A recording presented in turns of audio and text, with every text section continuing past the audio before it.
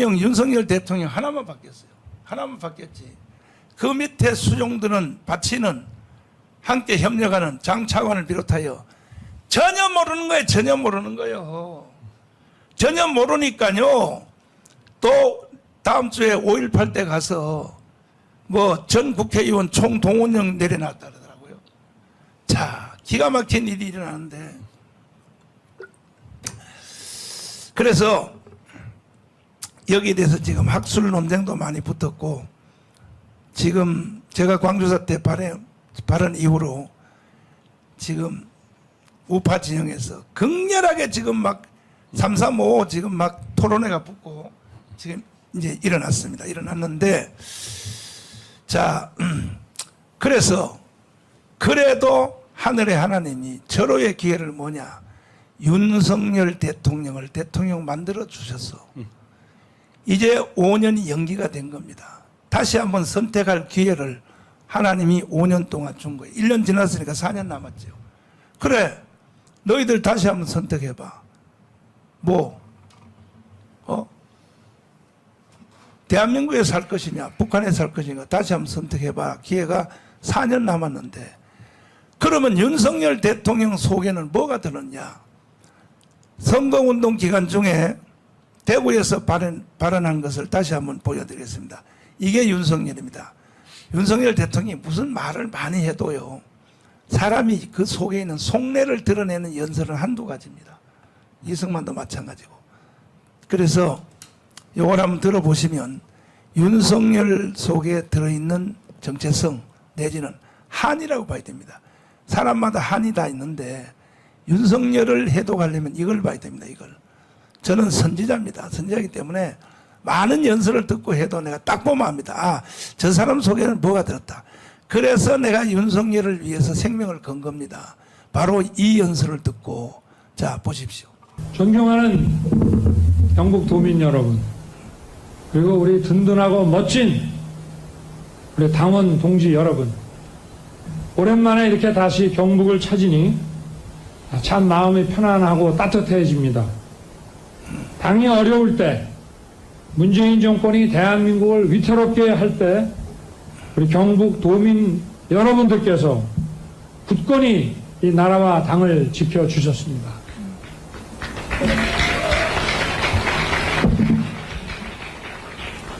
저 역시도 여러분, 지금부터 날 소개할게. 난 어디든 달려가는 편, 고민 해결엔 진심인 편. 여러분들께서 국민의힘 당 후보로 만들어 주셨습니다. 제가 오늘 이 자리에서 여러분께 드릴 말씀을 좀 메모를 해가지고 왔는데, 다른 말씀을 좀 먼저 조금 올리겠습니다. 오늘 이 경북에 내려오는 동안에 저와 제 누이 동생까지 통신사찰 당했다는 통보를 받았습니다. 스탑. 여기서 정지. 자, 여기서 공식 연설문을 읽다가 끊어놓고 내가 먼저 개인적 말씀을 드린, 이게 진실입니다. 원고 써준 대로 읽은 것은요, 그건 다 예의입니다. 예의. 맞아. 내가 공식 말씀을 드리기 전에 제가 개인적 말씀, 이 개인적 말씀, 이겁니다. 이거. 자, 계속 진행하세요. 이 공수처라는 게 뭐 하는 사람들인지를 알 수가 없습니다. 이 공수처를 만들려고 국민들을 얼마나 속였습니까? 검찰 개혁해서 권력 남용을 막고 국민을 위한 공정한 검찰 만들겠다고 이 공수처 만든 거 아닙니까? 결국 국민을 속였죠. 법을 만드는 과정에서 갑자기 없던 조항이 들어갔어요. 건경이 가지고 있는 이 수사 사건 첩보들을 자기들한테 무조건 이관을 하고 자기들이 안 한다고 할 때 가져가라 하는 이런 것을 박모 의원이라는 민주당 의원이 이거를 쑥 집어넣으면서 아무 걱정하지 말라고 그러더니 이게 완전히 사찰 정보기관으로 바뀌었습니다. 사찰 정보기관을 왜 두겠습니까? 부패해서 두는 겁니다. 걸릴 게 많기 때문에. 떳떳하면 사정기관 통해서 권력자도 조사받고 측근도 조사받고 하는 것이지 특검을 왜 거부합니까? 죄 졌으니까 거부하는 겁니다. 대장동 특검 하자 그러니까 제가 대학원 중수부 과정할 때 10년, 11년 전에 했던 그 사건에 무슨 고발 사주까지 끼워 넣어서 하자고 그래서 저는 하라 그랬습니다. 왜냐? 걸릴 게 없으니까. 근데 이 사람들은 왜 안 합니까? 진상을 밝히고 조사를 하면 감옥에 가기 때문에 못하는 겁니다.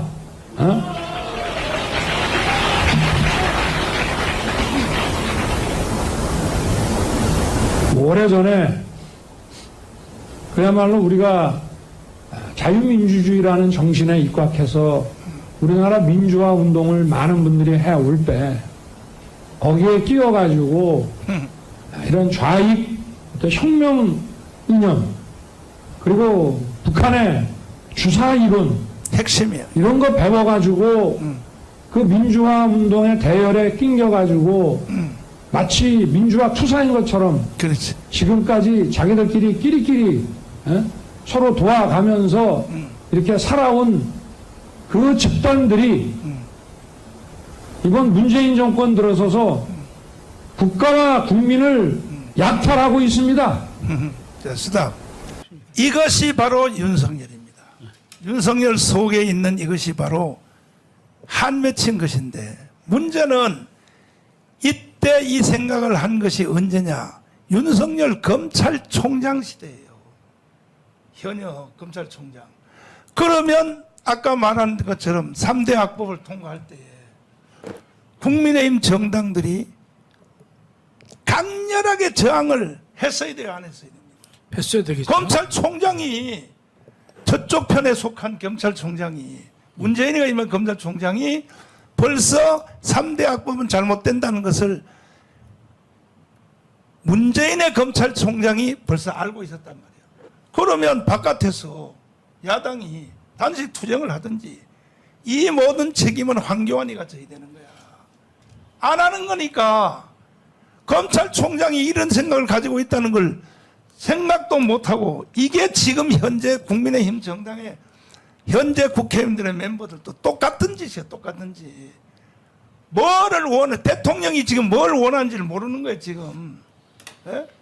김기현 대표를 비롯해서 다들 아직도 윤석열 대통령의 경북대구 연설을 해독을 안 하는 거예요. 지금. 국민의힘 정당 국회의원들이 말이야. 그래서 저놈의 정당 가지고는 반드시 윤석열도 또 탄핵당할 수밖에 없다 이거지. 대통령 혼자만 바뀌었다 이거지. 들어보세요. 마무리. 자기들끼리 갈라먹고 자기들끼리 갈라먹고. 또 거기에 대해서 문제를 제기하는 반대편은 뭐 사찰이고 또 그 사이버 전사들 있잖아요. 우리가 소위 뭐 대깨문이라고 하는 사람들 동원해가지고 인격 말살을 하고 그렇지. 머리를 둘 수 없도록 만듭니다. 웬만한 배심과 용기가 없으면 이 무도한 집단에 대해서 대응하지 못하도록 아주 이렇게 시스템을 다 만들어 놨어요. 그래서 이거를 민주당 뭐 원로 정치인은 20년을 간다, 50년을 간다 하면서 그렇지. 뭐 나라 말아먹을 일 있습니까? 그러니 그 사이에 전문가를 쓰겠어요. 전문가가 들어오면은 자기들이 해먹는데 지장이 있죠.